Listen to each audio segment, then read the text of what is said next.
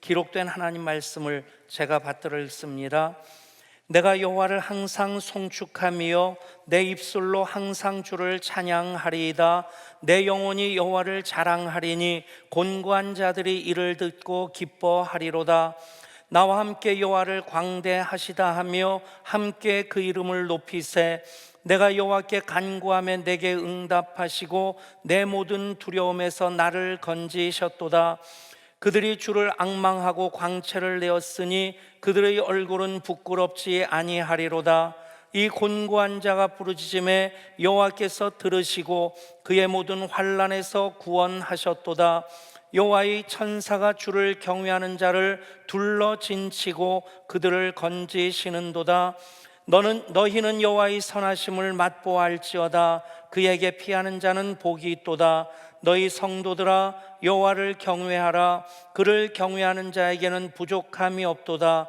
젊은 사자는 궁핍하여 줄일지라도 여호와를 찾는 자는 모든 좋은 것에 부족함이 없으리로다.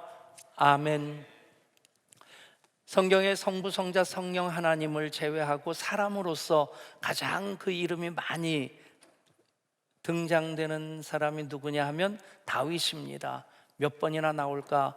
구약에 약 800번, 신약에 약 80번, 거의 900번 가까이 다윗의 이름이 언급되어지고 있습니다. 그만큼 성경에서 다윗의 위치는 굉장히 중요합니다. 또 다윗의 이름이 그만큼 많이 언급되어지는 만큼 다윗에 대해서 기록한 성경의 분량도 엄청 많습니다.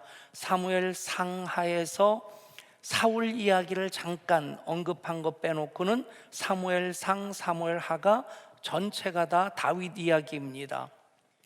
또 역대 상하가 이스라엘 전체 역사인데 역대 상에서 보면 아브라함으로부터의 그 족보를 언급한 것을 빼고 나면 다 다윗 이야기입니다. 시편을 다윗의 시라고도 얘기를 하는데 사실은 뭐 아삽의 시도 있고 고라자손의 시도 있고 모세의 시도 있습니다. 150편 중에서 직접 다윗의 시라고 언급되어 있는 것이 쉬운 5편입니다.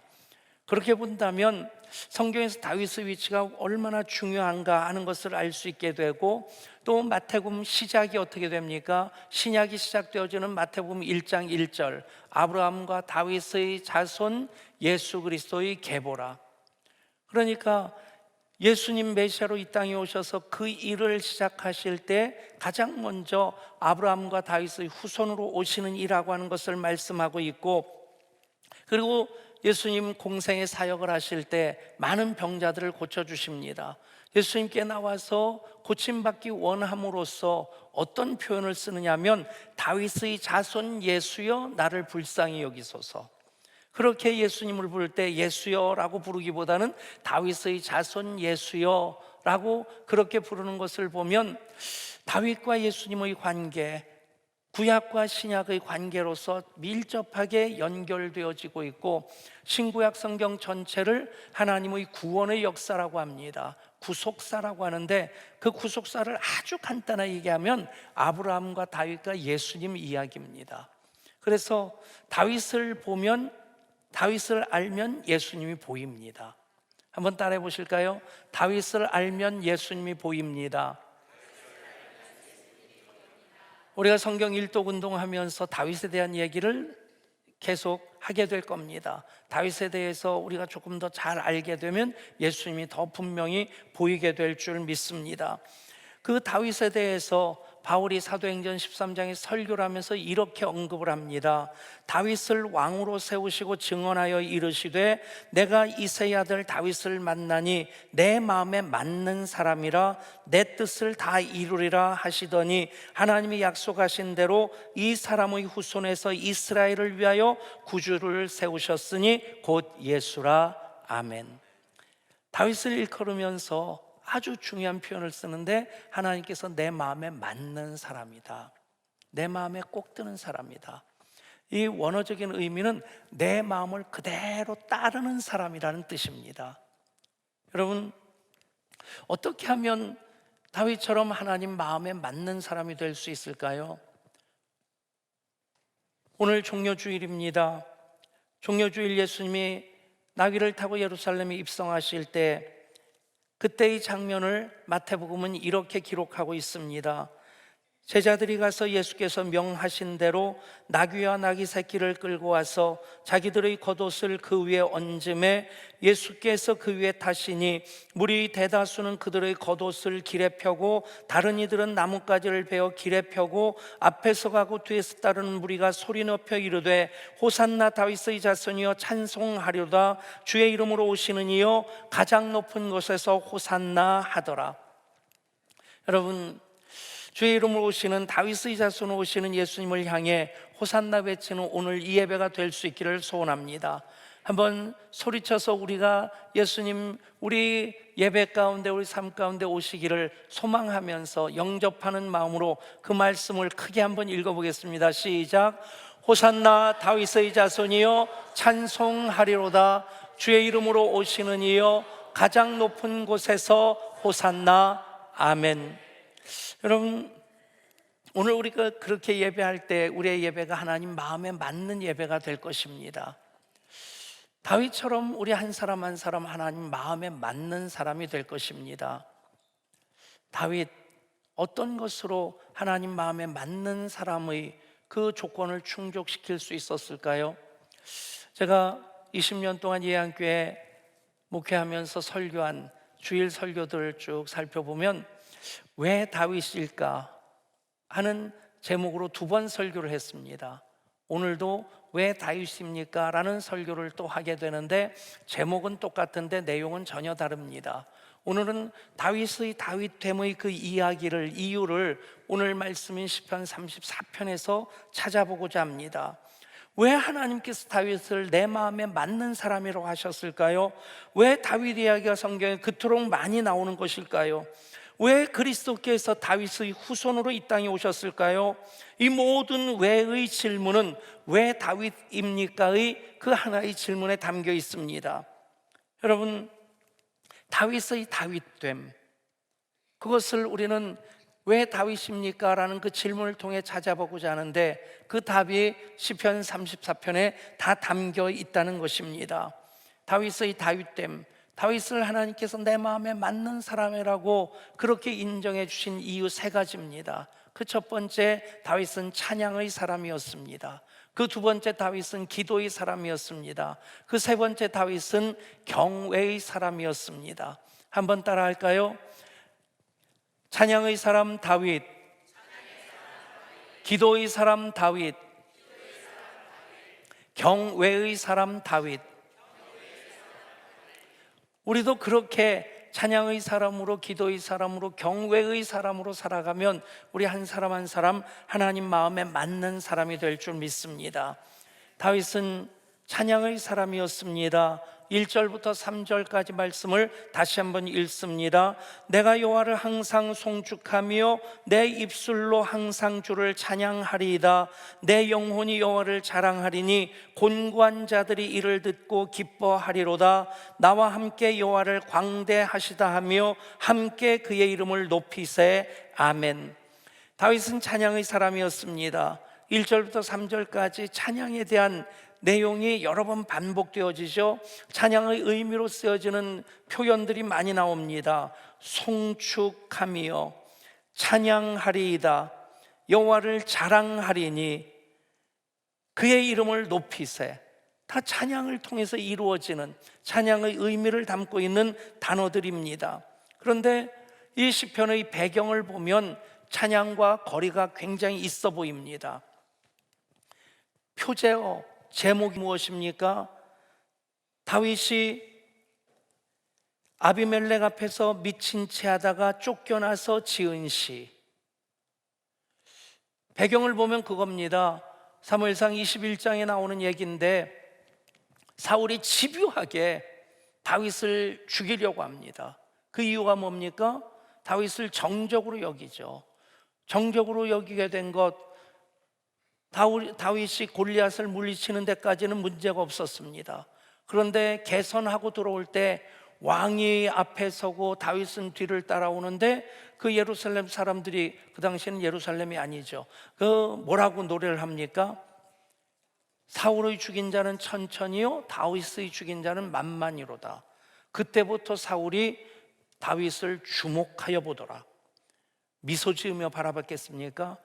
째려보면서 저걸 언제 죽일까?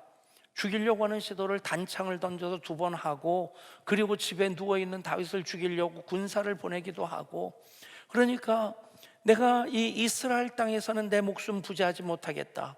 그래서 블레셋으로, 이스라엘과 철천지 원수인 블레셋으로 정치적인 망명을 갔는데, 그런데 블레셋 왕을 일컬어서 일반적인 명칭이 아비멜렉입니다. 멜렉이 왕이고 아비는 아버지입니다. 우리말하고 똑같죠?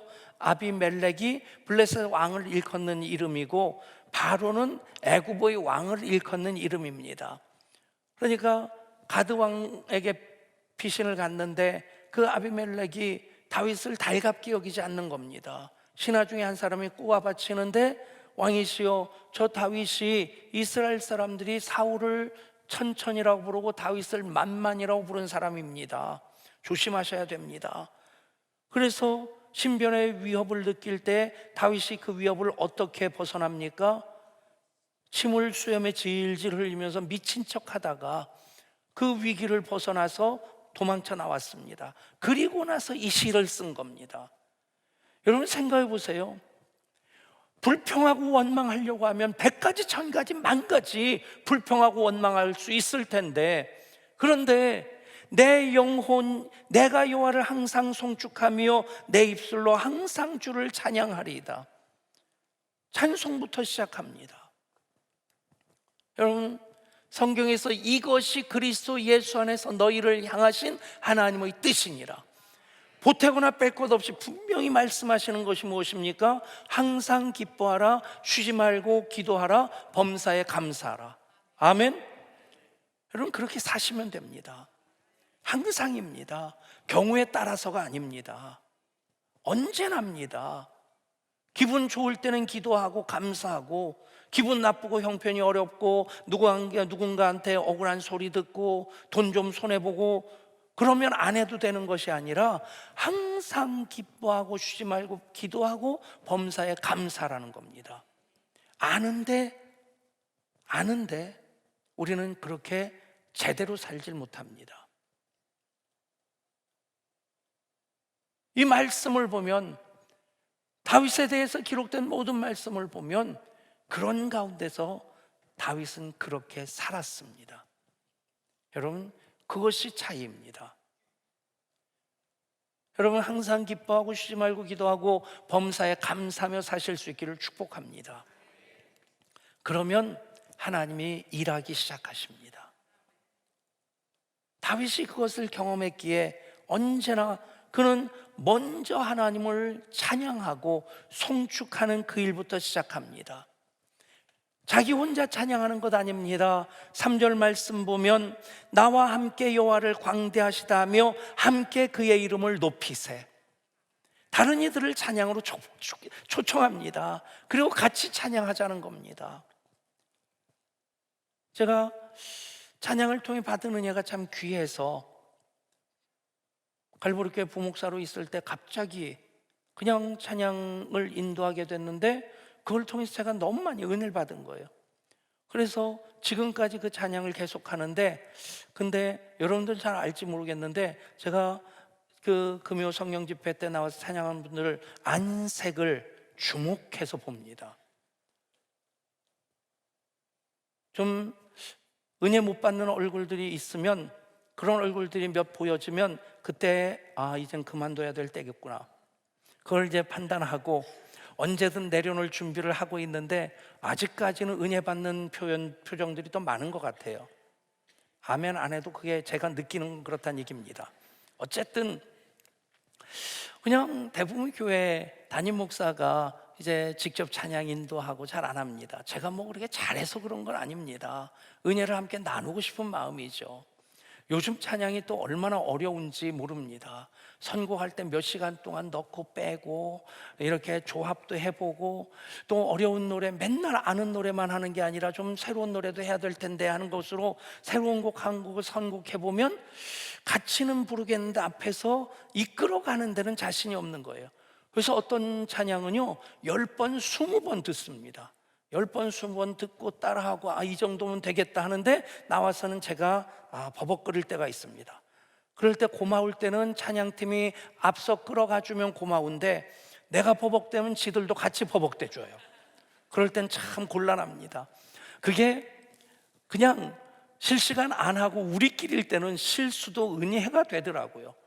실수해도 교인들이 그걸 또 그냥 웃으면서 은혜 받으면서 넘어가 주니까 얼마나 고마운지 모르겠는데 실시간은 그게 안 되더라고요.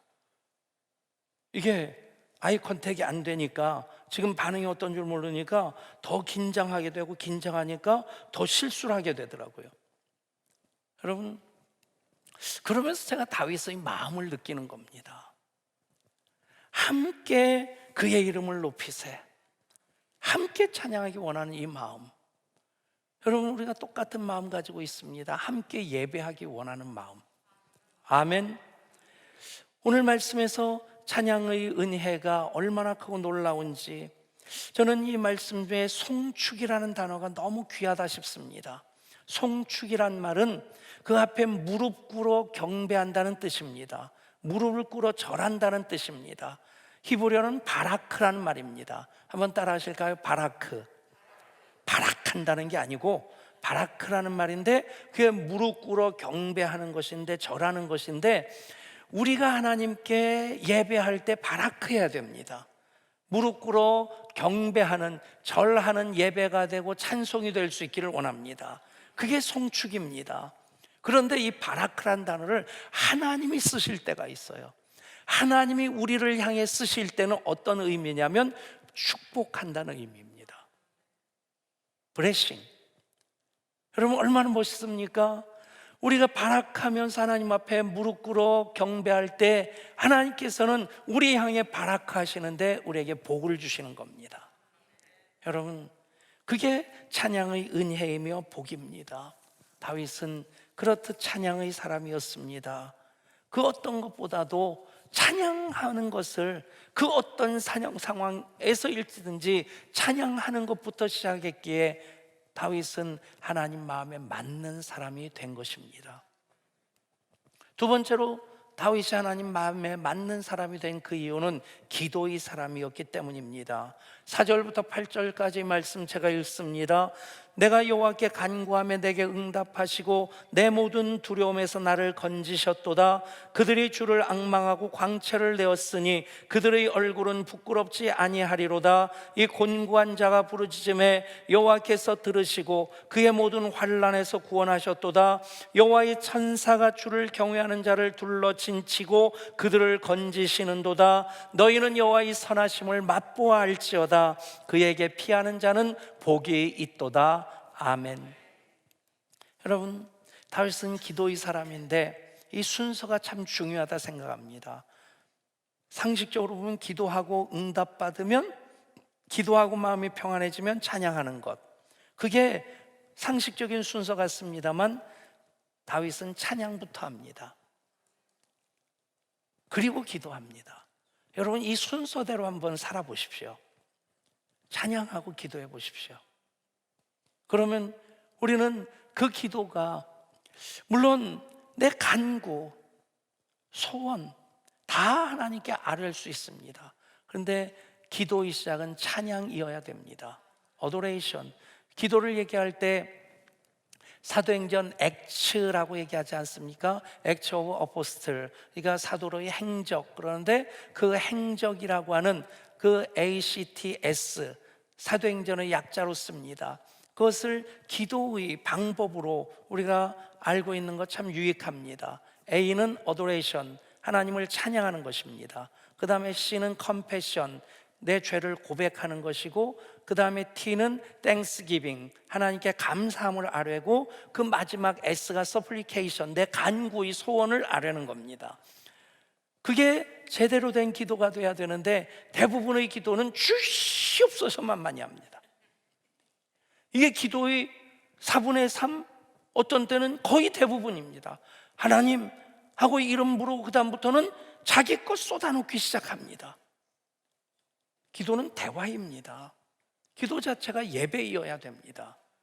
여러분 ACTS, Adoration, 경배입니다. 그리고 C, Compassion, T, Thanksgiving, S, Supplication. 이렇게 기도하시는 여러분 될 수 있기를 원합니다. 그럼 우리의 기도가 굉장히 풍성해집니다. 다윗이 그랬습니다. 찬양부터 하고 기도했습니다.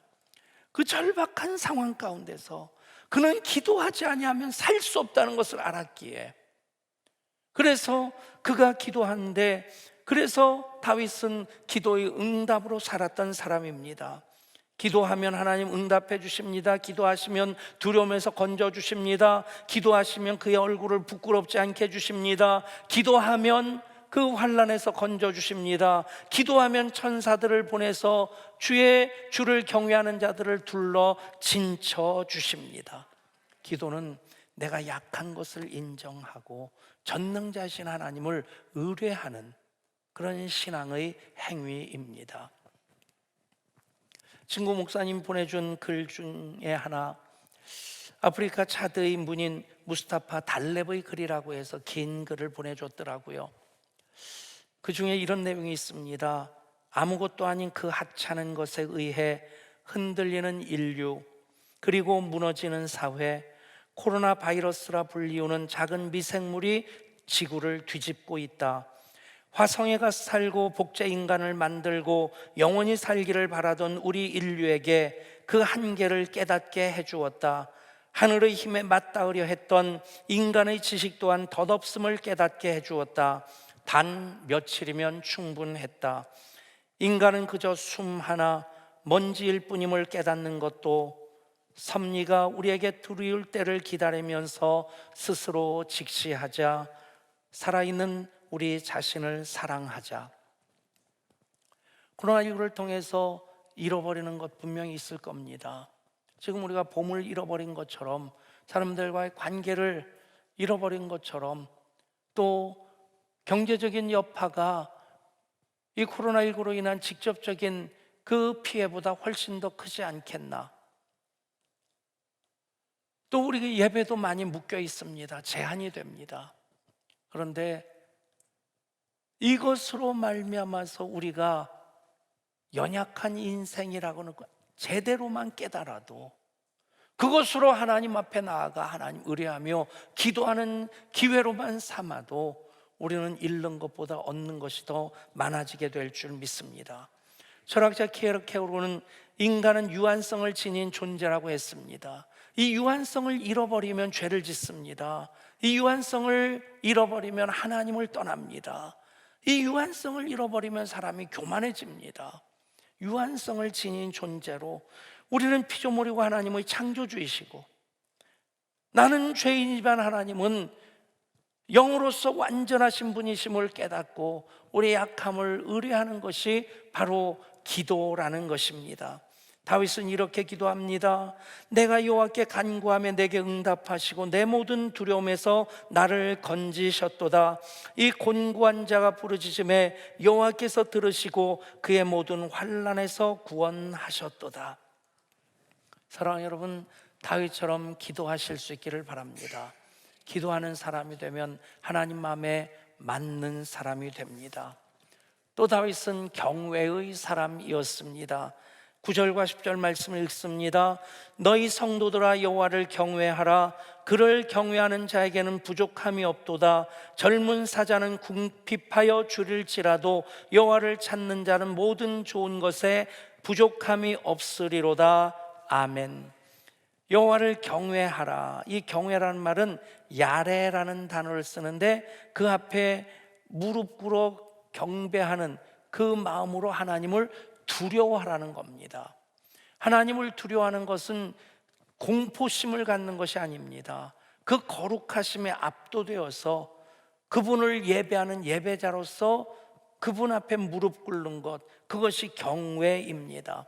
여러분, 코로나19로 공포심에 사로잡히지 마시길 바랍니다.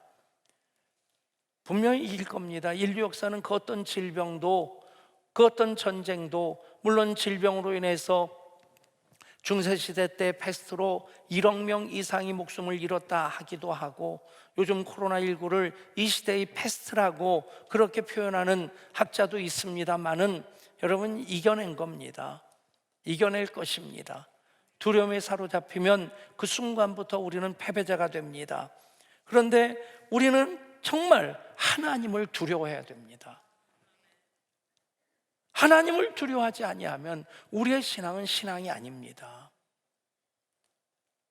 그냥 이데올리가 될 수 있고 그냥 철학이 될 수 있고 그냥 지식에 불과할 수 있다는 얘기입니다. 여러분, 하나님을 두려워하는 것이 경외입니다. 하나님을 하나님으로 인정하는 것입니다.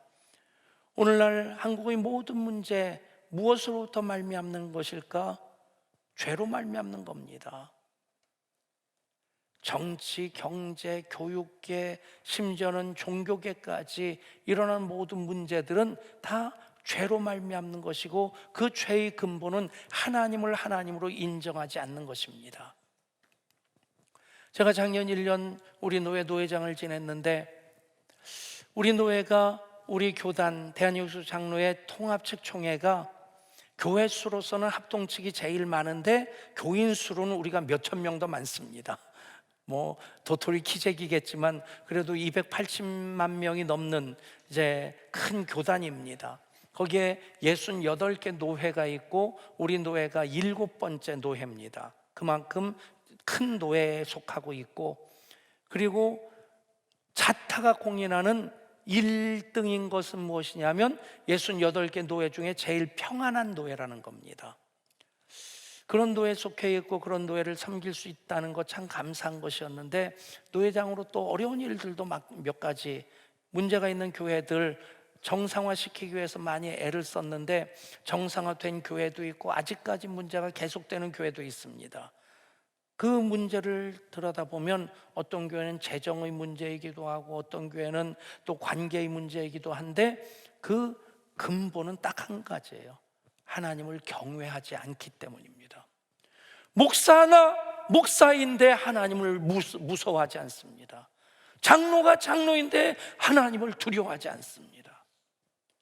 그러니까 문제가 해결이 안 돼요. 여러분, 다윗은 하나님의 하나님 되심을 그대로 인정하고 경외하는 자로 그 앞에 예배했습니다. 여러분, 그렇게 예배하는 이들이 될 수 있기를 축복합니다. 하나님을 하나님 되게 하라. 이것이 우리의 믿음의 목적입니다. 왜 예배합니까? 하나님은 하나님 되심을 인정하고 높여드리고 그 하나님 되심을 내가 경험하기 위해서. 왜 기도합니까? 왜 사역합니까? 왜 선교합니까? 하나님은 하나님 되심을 드러내기 위해서입니다. 그러면 어떻게 됩니까? 기도의 사람으로, 찬양의 사람으로, 경외의 사람으로 살면 하나님의 선하심을 맛보아 알게 됩니다. 여호와의 선하심을 맛보아 알지어다. 좋으신 하나님을 경험하는 것입니다. 믿음은 하나님에 대해서 아는 것이 아니라 하나님을 경험하는 것입니다. 음식은 레시피를 보고 아, 이런 음식 이렇게 만들 수 있고 이런 재료가 들어가는 것이구나, 그게 아닙니다. 그 직접 조리를 해서 먹어봐야지 맛을 아는 겁니다. 저희 둘째 아들이 어렸을 때 집사람이 TV 요리 프로그램을 보고 있는데 이 아이가 지나가면서 한마디 하더라고요. 어머니 이제 그만 해주실 때도 됐잖아요. 엄마가 요리책 보는 것도 많이 봤고 TV 요리 프로그램도 보는데 바뀌는 건 없으니까 이제 그만 해주실 때도 됐잖아요. 여러분, 요리 프로그램이 우리 배를 부르게 하지 않습니다. 요리책이 맛을 알게 하지 않습니다. 직접 먹어봐야 맛을 압니다. 아멘. 여러분, 그런 신앙을 살 수 있기를 축복합니다. 여호와의 선하심을 맛보아 알지어다. 하나님의 전능하심을 경험하시는 겁니다. 십자가의 신적 능력을 경험하는 것입니다. 성령의 기름 부심을 경험하는 것입니다. 기적과 표적과 응답을 받는 것입니다. 치유와 회복을 경험하는 것입니다. 이것이 여호와의 선하심을 맛보아 아는 것입니다.